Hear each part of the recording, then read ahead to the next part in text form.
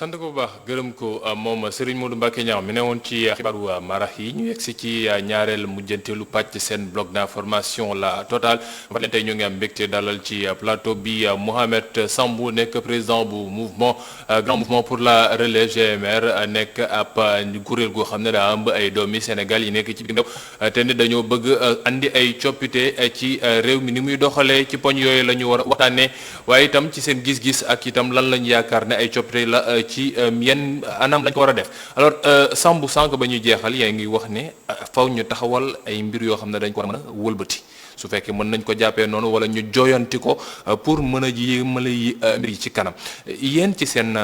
xalaat ci seen grand mouvement bi ngeen yore ci yéen ponk ngeen jàpp ne war nañ ci mën a andi ay coppiteef ba liiti évolution wala ay avancement mën a am ci situation Sénégal waaye itam sénégalais yi. jërëjëf Hassana di nga ma may tuuti ma développer. parce que je pense que ñu ñuy déglu tey bëgg nañ dégg message yu fort message yu clair message yu précis li nga xam ne dañ ko seetlu au niveau de la scène politique mooy comme ni nga ko waxee sànq li ci gën a bëri du ñu waxtaanee li nga xamante ne ni moom mooy mën a permettre ñu jóge ci situation ci dëkk yu ndóol dem ci li nga xam ne ni moom la ñu woowee émergence parce que ñun lu ñu jàpp au niveau du grand mouvement la relève mooy du ñu réinventer la roue am na loo xamante ni tey ça a marché ñun fu ñu jógee mu ci diaspora bi c'est des exemples am na ay modèles yi fa nekk yoo xam ne xëy na mën nañ wax 100 ans ci ginnaaw ñun lu ñuy dund nii ñoom moom lañ doon dund donc nu ñu def processus bi nga xamante ne ni ci lañ jaar ba ñoom tey ñoom ñu avancé jàpp nañ ni ci tànk yooyu la ñu war a nekk mais ci comme ni mu ko waxee sànq ci tànk yooyu par rapport ak li nga xamante ni ñun moom lañ jotagum dégg ci au niveau du gouvernement comme au niveau de l'opposition ba léegi nii amaguñ ci doon trop satisfaction naam am na nag ay jéego yoo xamante ne nii am na fi te ñu koy rafetlu mooy la stabilité politique mooy Sénégal dëkku démocratie la mais fu mu toll nii dañ toll ci moment boo xamante ne nii par rapport ak surtout ak Covid bi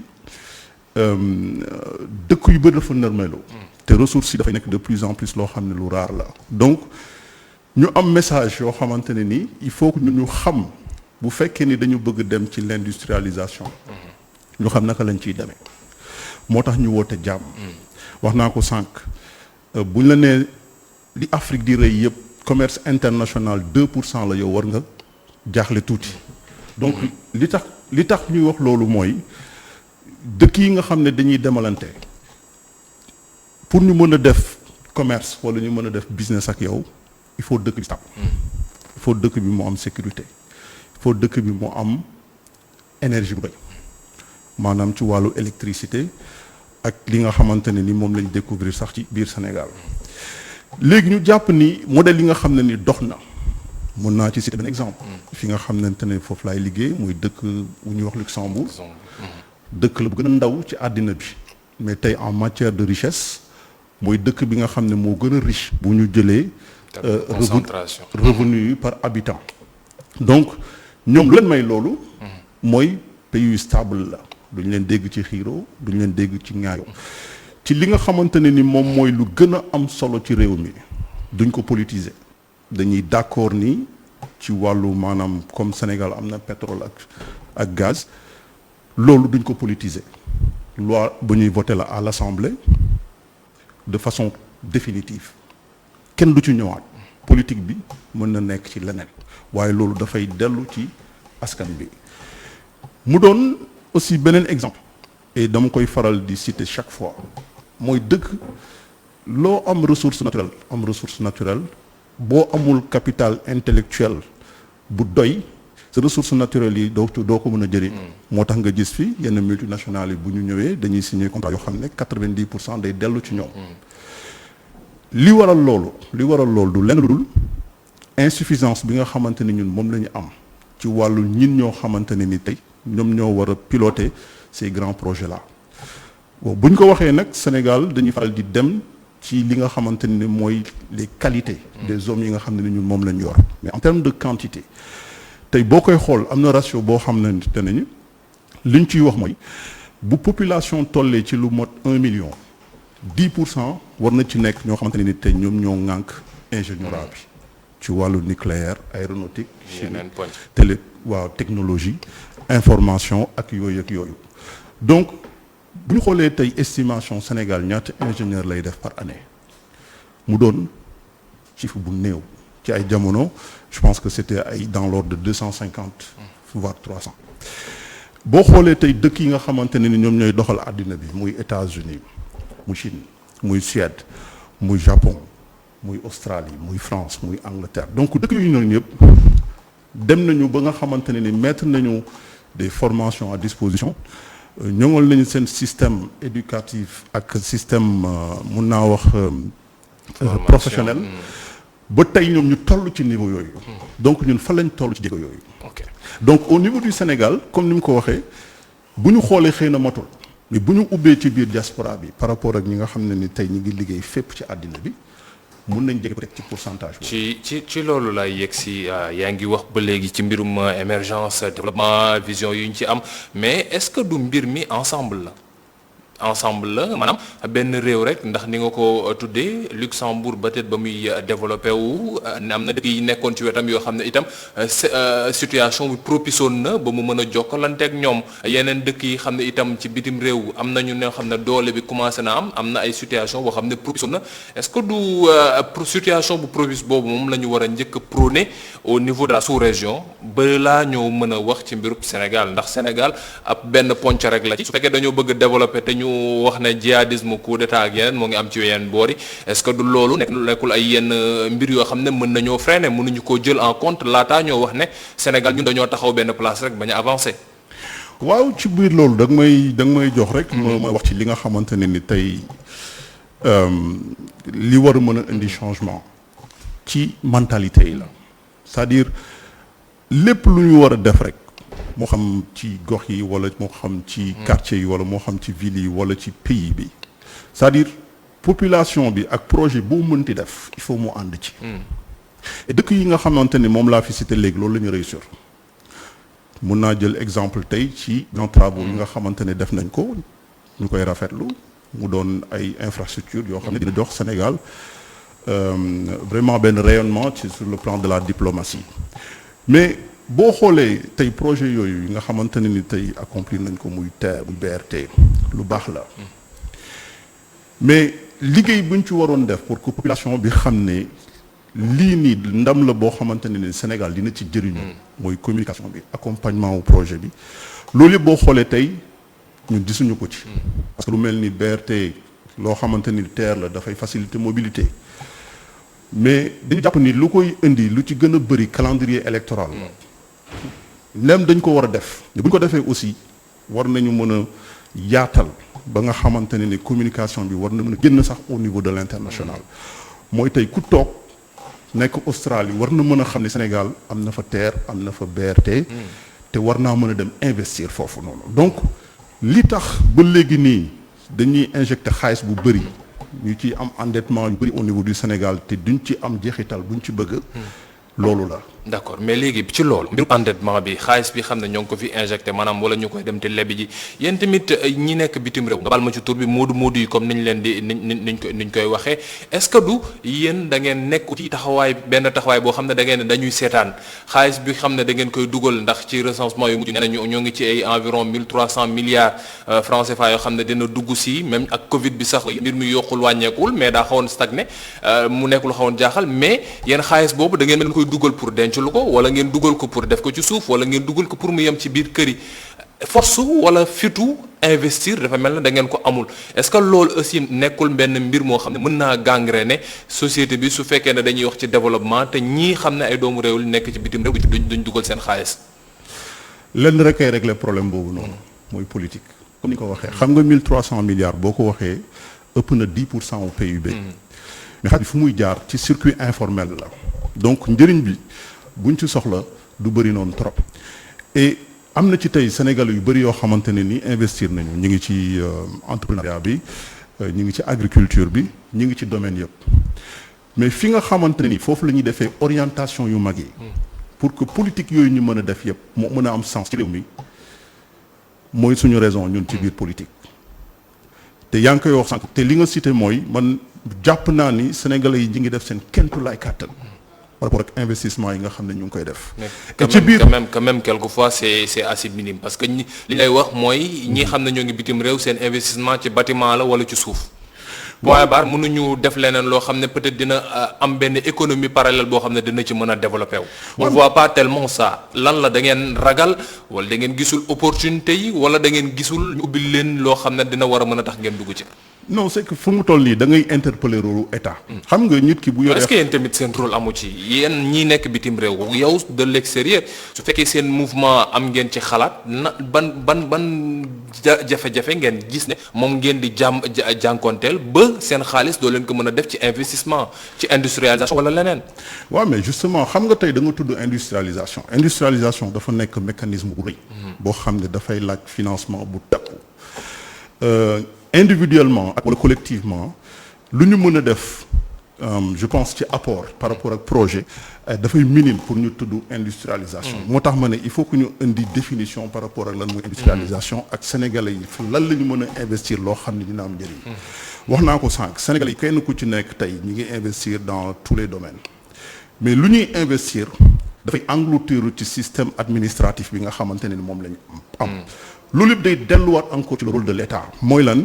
mooy ñu mën a arbitrer jël décision yoo xamante ne ni tey képp kuy investir fii dina yomb ci yow boo xoolee lourdeur administrative yi taux d'intérêt yi crédit pour banque yi loolu yëpp ay jafe-jafe la yoo xamante ne ni du permettre ñu mën a aussi investir comme ni mu waree moo tax ma ne luy dindi loolu lenn rek la mooy fi nga xamante ne ni foofu la ñuy jëlee décision bi ñun ñu fexe nekk foofu.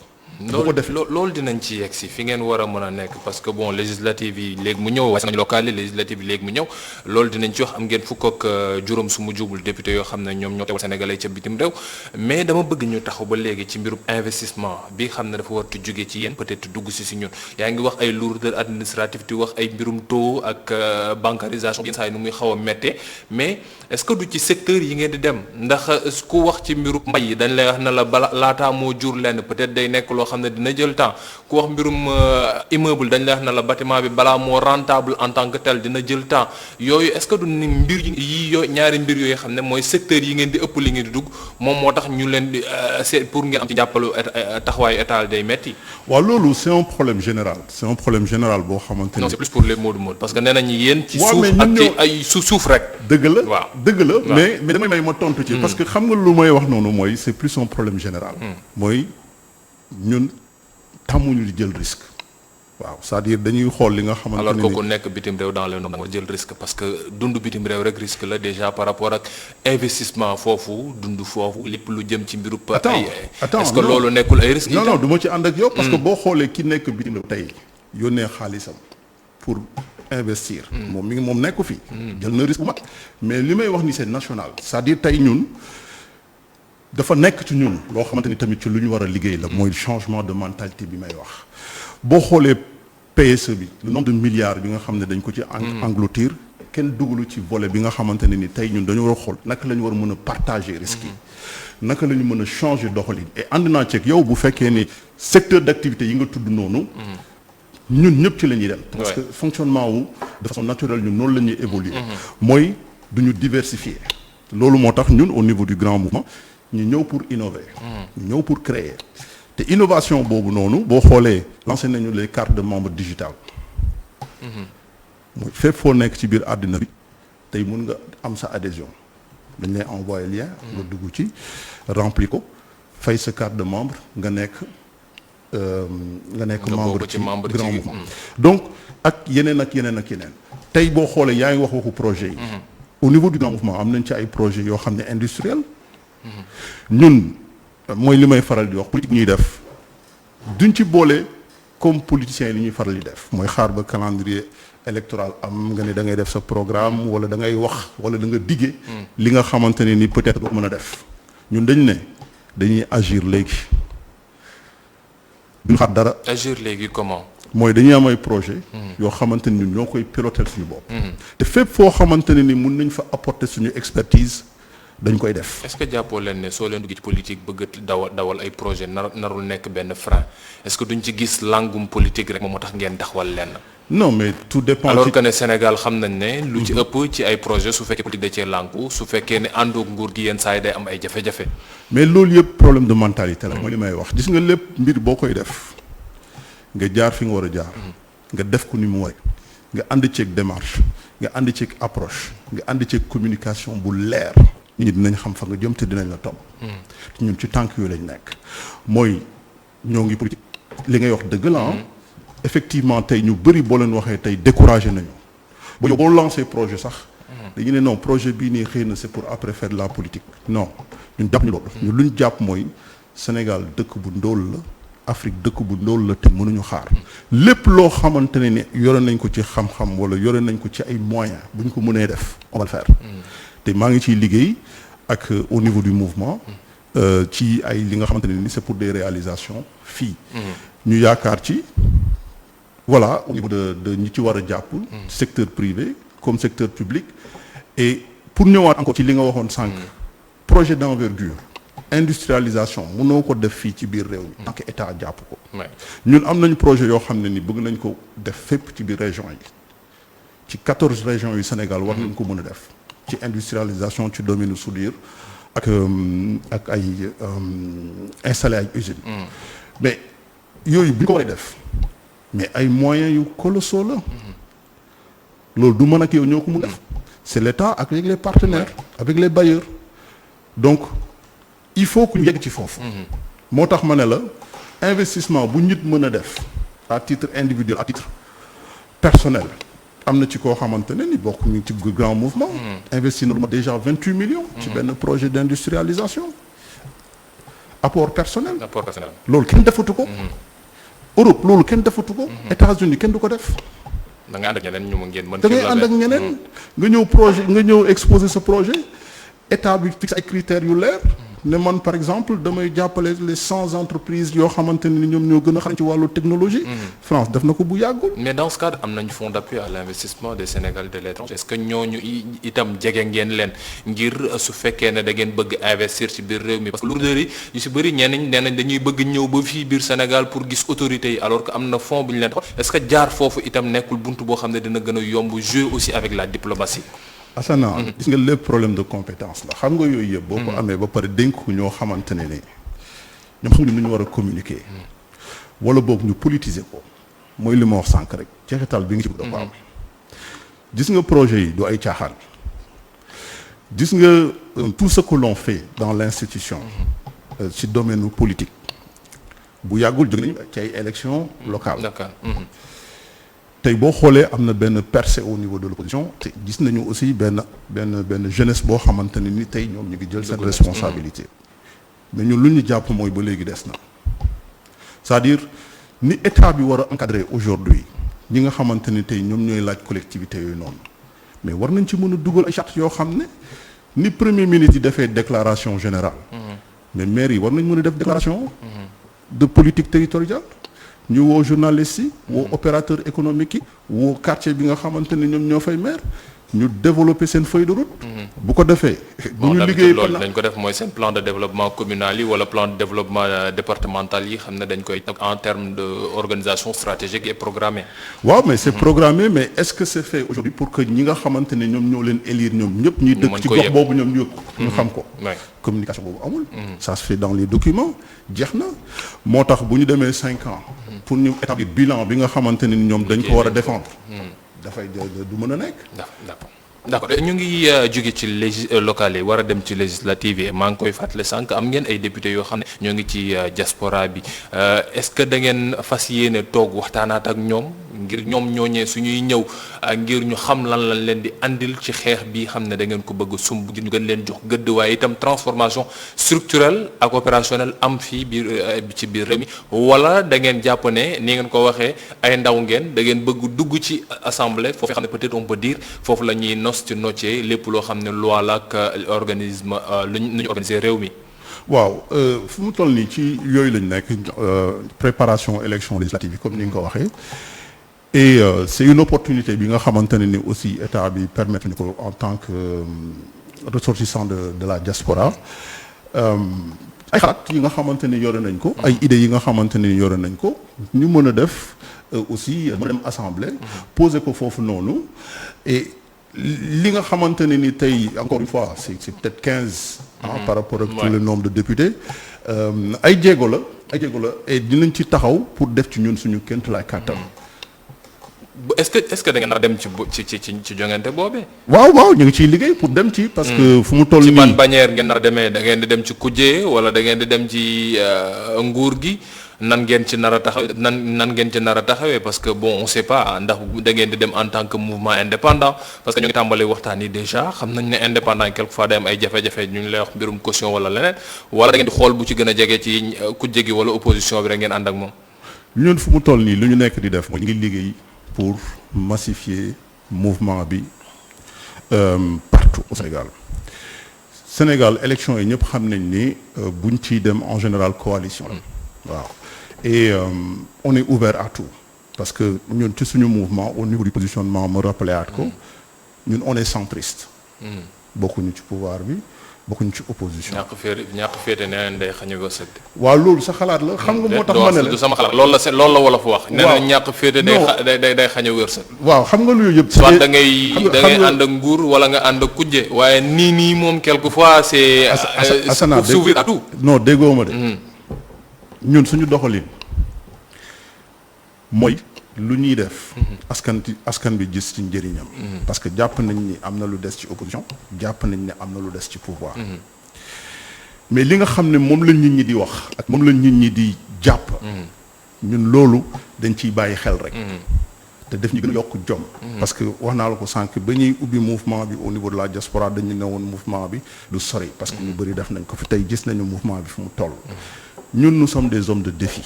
ay nitu défi lañu. mais du changer par rapport ak tey bu ñu waree dem sur une coalition parce que c'est des réalités politiques yu ñuy mën a permettre tey ñun ñu mën a bokk ci langue politique mais du changer suñu doxalin mais comme ni mu la ko waxee sànq on est ouvert. vous avez peur que ngeen dem ci benn liste mu tax seen mouvement. non justement parce que ku nekk ak ay gis-gisam ku nekk ak ay approche am par rapport ak politique ci biir mouvement bi est-ce que mënoo leen dem ci Yewwi ñenn ñi ne noo man nguur gi laa bëggoon ngeen dem ci nguur gi ñenn ñi ne